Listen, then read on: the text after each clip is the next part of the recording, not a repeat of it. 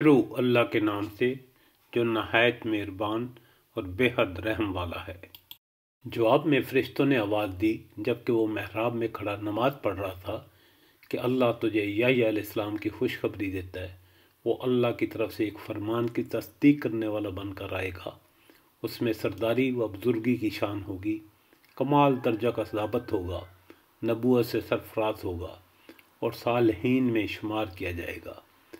ज़िक्र अलैहिस्सलाम ने कहा, परवरदिगार भला मेरे यहाँ लड़का कहाँ से होगा? मैं तो बूढ़ा हो चुका हूँ और मेरी बीवी भांज है। जवाब मिला, ऐसा ही होगा, अल्लाह जो चाहता है करता है।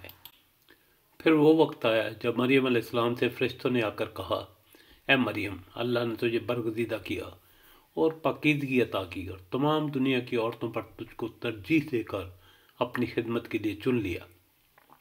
है मरियम अलैहिस्सलाम, अपने रब की ताबे फरमान बनकर रह, इसके आगे सर बसजूद हो और जो बंदे इसके हजूर झुकने वाले हैं उनके साथ तू भी झुक जा।